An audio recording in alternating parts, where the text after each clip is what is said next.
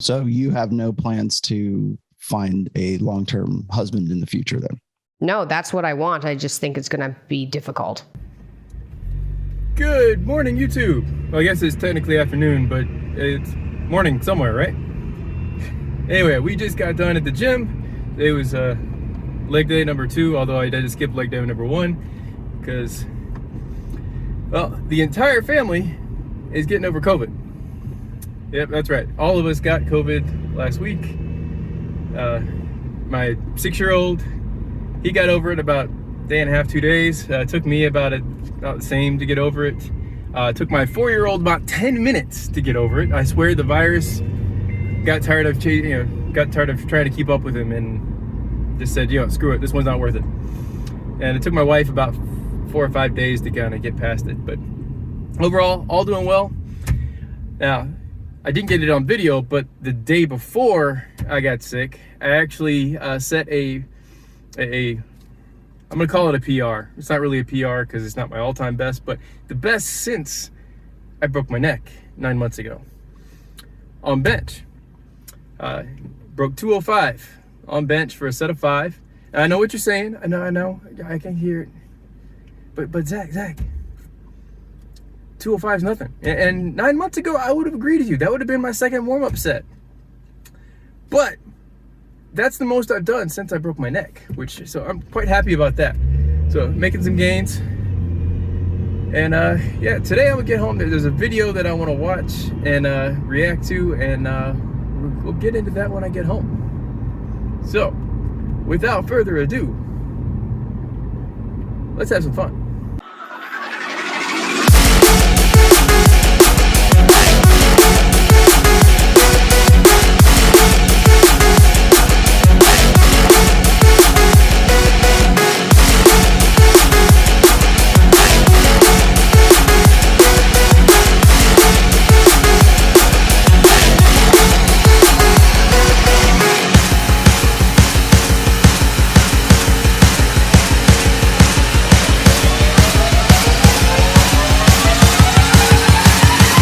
Yeah, we are back from the gym, but I wanted to get through this clip. This is from the MIkhaila Peterson podcast that she did with Rollo Tomassi.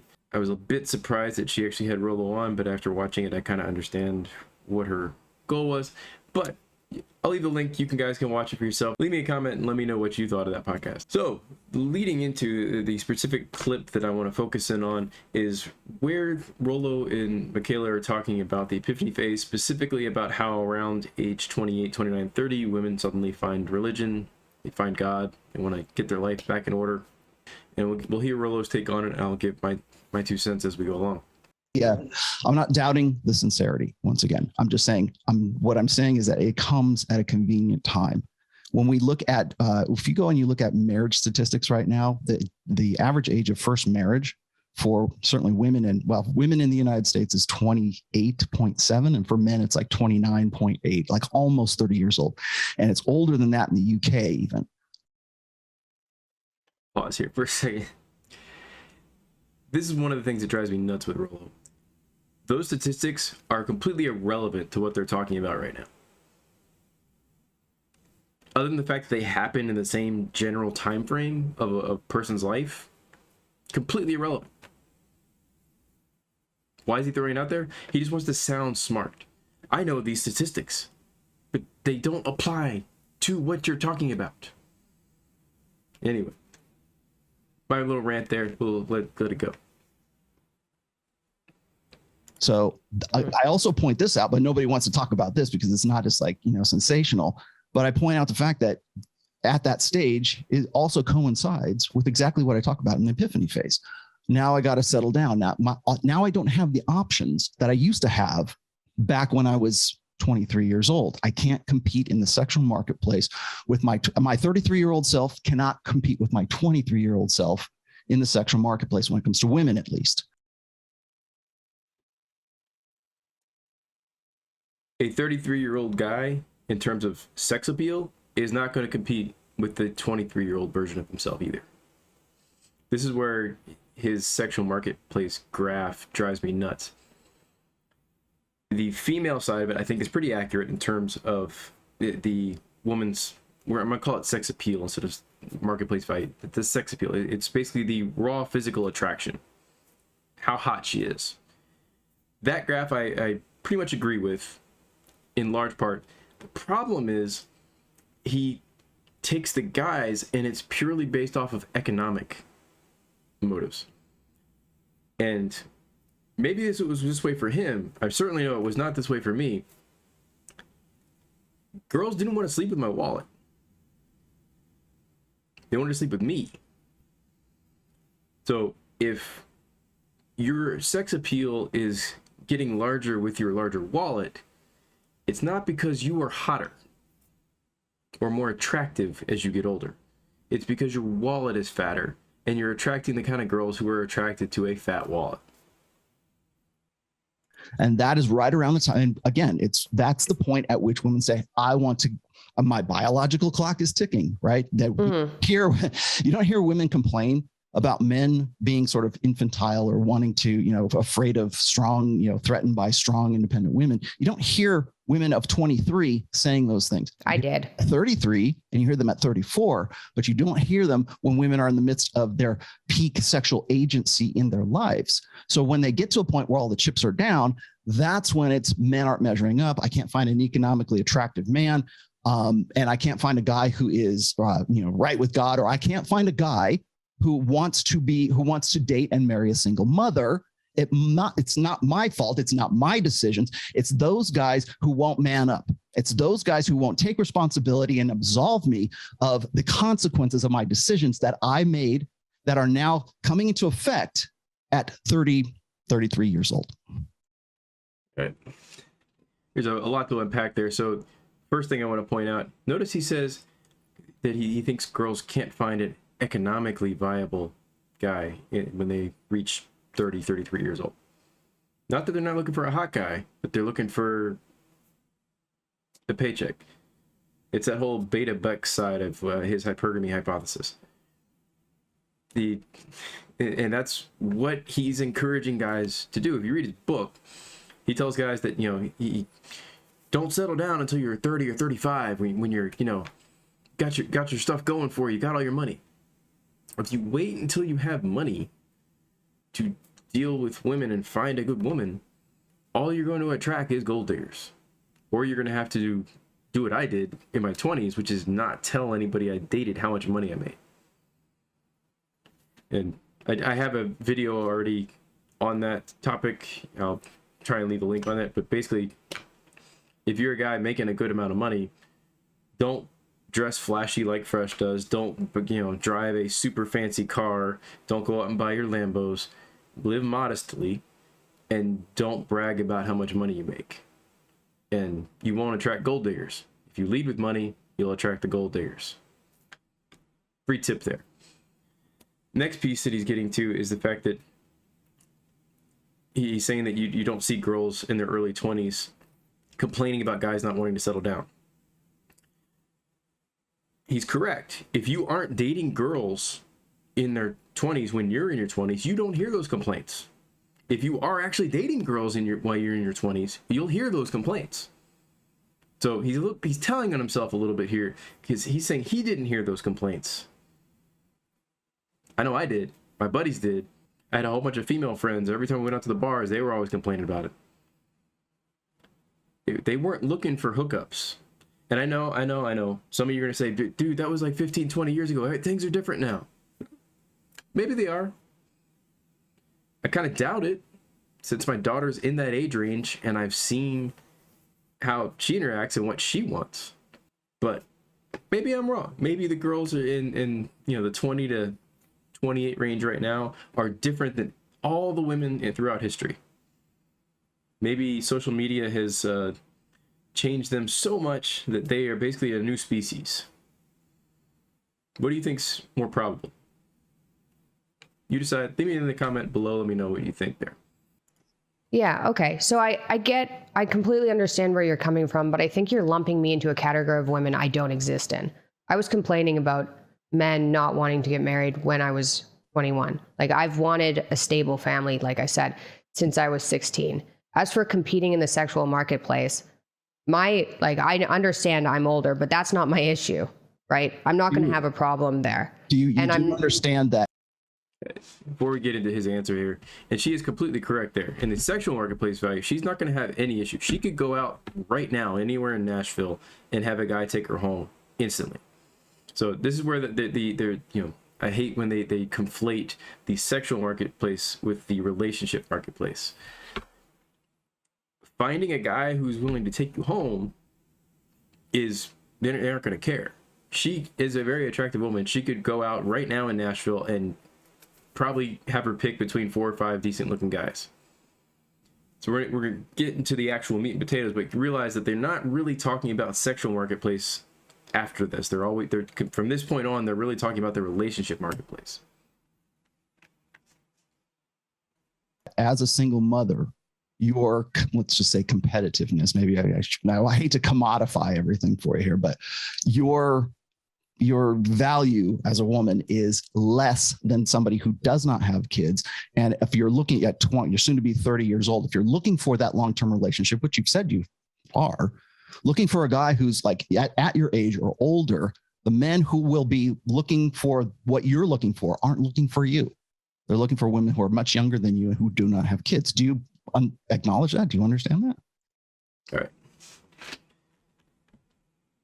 That's a fantasy, I guess, is probably the best way of putting it, of Rollo's. A guy that's 40 years old, his age range for dating is basically 18 to 40, maybe 45. That's pretty much where he's going to be looking. So is he going to get a whole lot of dates with 18, 20, 21, 23-year-olds? No.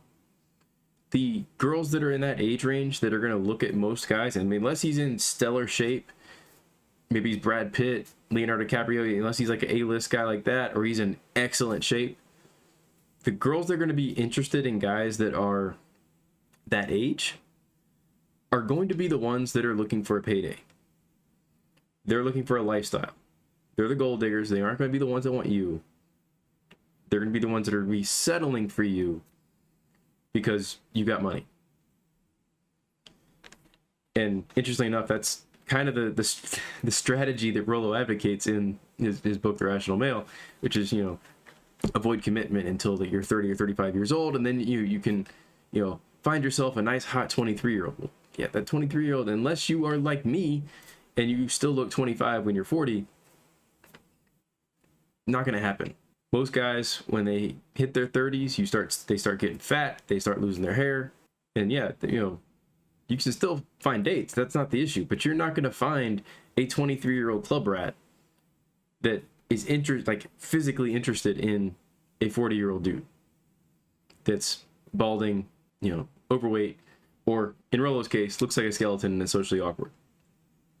Not going to happen. If you go places, say like Silicon Valley, which is not far from where Rollo is in Reno, and I think this is probably what's kind of warped his vision, because I did see this a lot when I was younger. I was going out to Sacramento about once a month, and I would see the 25-year-old, you know, hot wives, and they drive up in these really like expensive Mercedes, BMWs, and then you'd see their husbands come pick them up for lunch or whatever, and their husbands were 15, 20 years older than they were. Again, the situation there is the girls they didn't have the hots for those old guys. They had the hots for those old guys' wallets and the lifestyle that came with it. I think that's kind of warped Rollo's worldview on this, is that he's close to that area, so there's more of it over there than there is most of the rest of the world. Well, you seem to think that every woman is exactly the same. No, I think that yeah, if they're going to find commonalities for sure. Yeah, but I'm not the same kind of person as the woman you're talking about. I don't have an IQ of 100. I'm not a moron. I'm fairly attractive. I don't think I'm going to have an issue. And what I did decide, obviously this was a concern of mine, right? Mm-hmm. Like clearly single mom, that's not like no one's plan is that, right? But I decided that the situation I was in. Brittany Renner planned it. So. Oh, well, that doesn't seem like a wise decision. But what I decided from the situation I was in was that I would rather be by myself. And so I would just wrap my head around being by myself. And so that wasn't my concern wasn't hypergamy. I'm going to go find someone older, wiser, smarter, better, richer, and do that. I just figured, hey, I'll just hunker down and work. At least I'll be happier by myself. So you have no plans to find a long-term husband in the future then? No, that's what I want. I just think it's going to be difficult. Okay. Do you realize what, statistically speaking here, now I'm just dragging out, raw numbers here. Statistically speaking, do you understand the odds of you finding that right now in today's sexual marketplace? All right.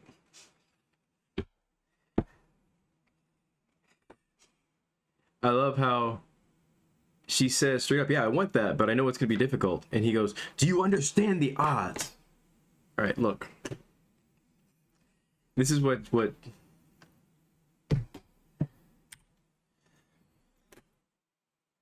a lot of guys don't understand.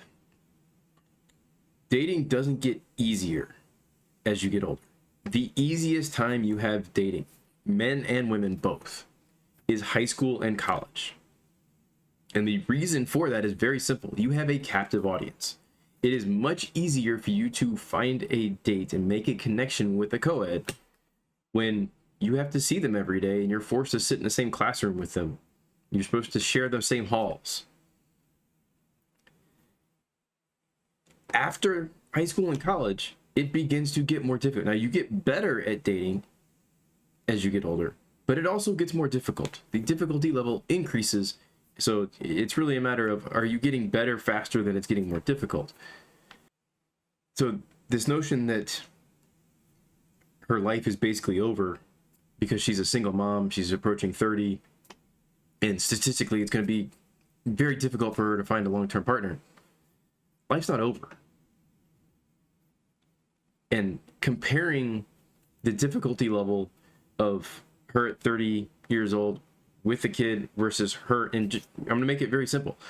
If you take her at 30 years old with no kid, her at 30 years old with a kid, and they're both still looking for a long-term mate, guess what? The difficulty level is about the same. Yes, it's slightly harder because she has to be a little pickier. She can't put up with the bullshit for, all the games that some of these guys that are studying from, pickup artists and whatnot are going to be playing. But it's still difficult. And guess what? At 23, when she was in college, it was still difficult. And that's the easiest time. Dating is not something that's easy. You know how I know it's not easy for most people? Because all y'all are watching videos trying to figure out how to do it better. If it was easy, you wouldn't need to watch these videos. The obsession that a lot of these hardcore red pill guys have with single moms and their life basically being over because they get over yourself. I've seen comments. There was one in Duke and Don's channel the other day where they were getting after, I think it was, what's her name? No, Rogue Nerd, I think is her name, or Nerd Rogue. If I'm butchering it, I'm sorry. You can correct me. But, she's apparently 34. She has 2 kids. And a guy in the chat was like, 34, 2 kids, hard pass. She handled it well. She said, look, I'm not screwing you. Go find another chick to screw you. And I'm being polite here with how she said it. She was much more graphic about how she said it. But that's the thing. Look, if you're a guy and you haven't been laid in 5 years and you're sitting here on the internet saying you're gonna hard pass, let's say MIkhaila Peterson walks up to you and asks you to dinner. You're like, oh no, you've got a kid. You're 30 years old. Get over yourself. You're saying what time and how do you want me to dress? And do you want a dozen or 2 dozen roses? That's what you're doing. We both know it. Be honest with yourself. I get that there's guys like Rich Cooper who, despite the fact that he keeps telling guys to avoid single moms, keeps dating them himself. I really think he's trying to hog them off to himself, guys. It's a strategy on his part. If he tells you all to avoid them, he has them all to himself.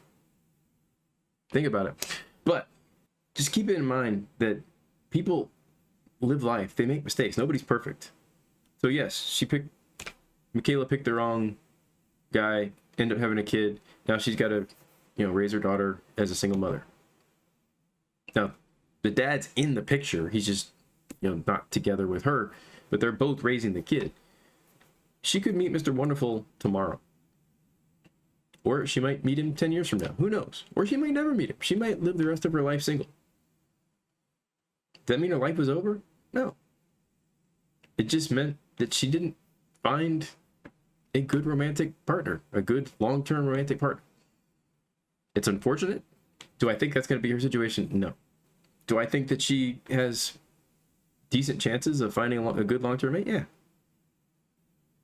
Stop worrying so much about the situation that you might see, girls in, and worry more about yourself. I'm gonna end it here. There's two things that I really want you to take away from this video. The first, if you're a guy and you think that you're gonna, get to 40 years old and then find a 23-year-old trophy wife, good luck. Godspeed, my friend. I don't think you're gonna be successful. Second point is, stop being so judgmental about. Yes, there are some women out there who got they collect baby daddies, but that's not most women.